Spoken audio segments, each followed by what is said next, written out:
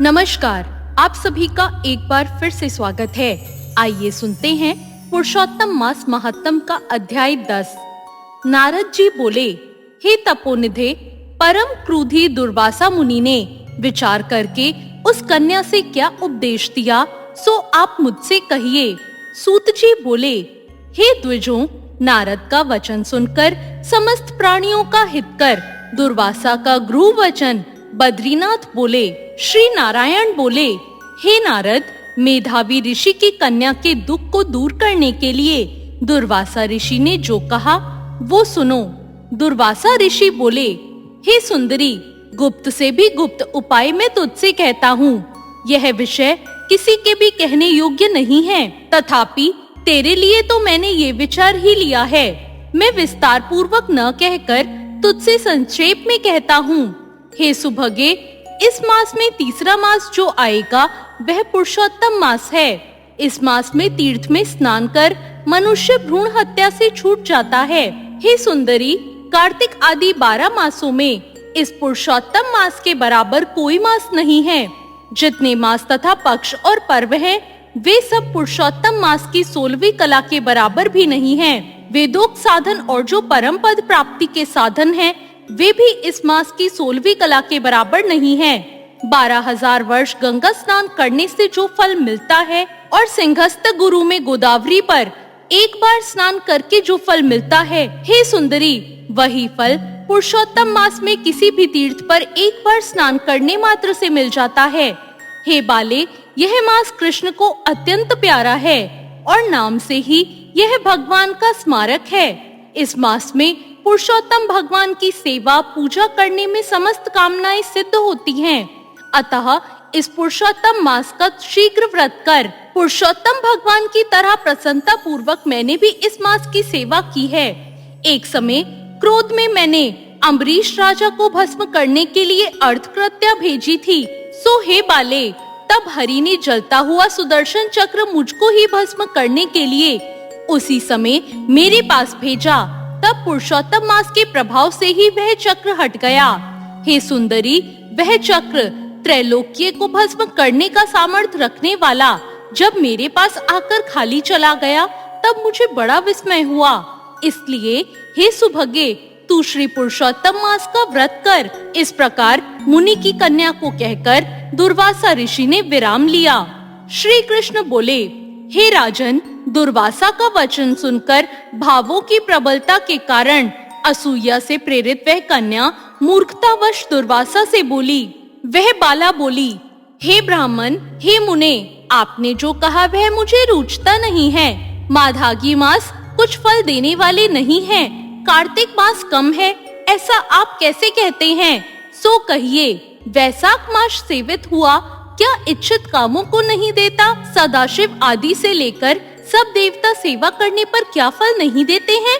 अथवा पृथ्वी पर प्रत्यक्ष देव सूर्य और जगत की माता देवी क्या सभी कामनाओं को देने वाली नहीं है? श्री गणेश क्या सेवा पाकर इच्छित वर नहीं देते? व्यातिपात आदि योगों को, शर्व आदि देवताओं को भी सबको उल्लंघन करके पुरुषोत्तम मास की प्रशंसा करते आपको लज्जा नहीं आती? यह मास तो बड़ा मलिन है और सब कामों में नंदित है। हे मुने, इस रवि की संक्रांति से रहित मास को आप श्रेष्ठ कैसे कहते हैं? सब दुखों को छुड़ाने वाले परम श्री हरि को मैं जानती हूँ। हे देव, दिन रात्रि श्री हरि का चिंतन मैं करती जानकी पति राम और पार्वती पति शंकर के सिवाय और किसी को मैं नहीं देखती हूँ। हे विपेंद्र, अन्य कोई भी देवता ऐसा नहीं है जो मेरे इस दुख को दूर करे। अतः हे मुने, इन सब फलदाताओं को छोड़कर कैसे इस मलमास की स्तुति आप कर रहे हो? इस प्रकार ब्राह्मण कन्या का कहा हुआ सुनकर दुर्वासा ऋषि शरीर से एकदम ज्वालामग्न हो गए और नेत्र में क्रोध से लाल हो गए। इस प्रकार क्रोध आने पर भी कृपा करके मित्र की कन्या को श्राप नहीं दिया और सोचने लगे कि यह मूर्खा है, हित अहित को नहीं जानती, अभी इसकी बुद्धि पूर्ण नहीं है। पुरुषोत्तम मास के महात्म का विद्वानों को भी पता नहीं है, तो थोड़ी बुद्धि वाले पुरुष और विशेष करके कुमारियों को तो कहां से ही इसका पता होगा। अतः कुमारी कन्या माता पिता से रहित दुखाग्नि से जली हुई है, अतः अति उग्र मेरे श्राप को कैसे सहन कर सकती है। इस प्रकार सोचकर कृपा से मन में उठे क्रोध को शांत किया और स्वस्थ होकर दुर्वासा मुनि अति विरलह कन्या से बोले। ऋषि दुर्वासा बोले, हे मित्र पुत्री, तेरे ऊपर मेरा कोई क्रोध नहीं है। हे निर्भाग्य, जो तेरे मन में आवे वैसा ही कर। हे बाले, और कुछ भविष्य कहता हूँ, सुन। पुरुषोत्तम मास का तूने जो अनादर किया उसका फल तुझे अवश्य मिलेगा, इस जन्म में मिले या दूसरे जन्म में मिले। अब मैं नर नारायण के आश्रम में जाऊंगा। तेरा पिता मेरा मित्र था, इसलिए मैंने श्राप नहीं दिया है। तू बाल भाव के कारण अपने शुभाशुभ तथा हित को नहीं जानती। शुभाशुभ भविष्य की कोई टाल नहीं सकता। अच्छा, हमारा समय व्यतीत हो गया, अब हम जाते हैं, तेरा कल्याण हो। श्री कृष्ण बोले। ऐसा कहकर महाक्रोधी दुर्वासा मुनि शीघ्र चले गए।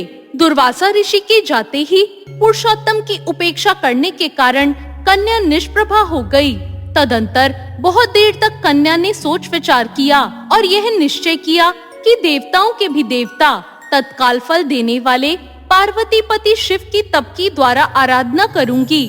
हे नृप, मेधावी ऋषि की कन्या ने मन से इस प्रकार निश्चय करके अपने आश्रम में ही रहकर भगवान शंकर की कठिन तप से तपस्या करने में वो तत्पर हो गई। सूत जी बोले, बहुत फलों के दाता लक्ष्मीपति को और वैसे ही सावित्री पति ब्रह्मा को छोड़कर एवं दुर्वासा के प्रबल वचन की निंदा कर वह ऋषि कन्या अपने आश्रम में ही अंधक को मारने वाले शंकर की सेवा के लिए तत्पर हो गई।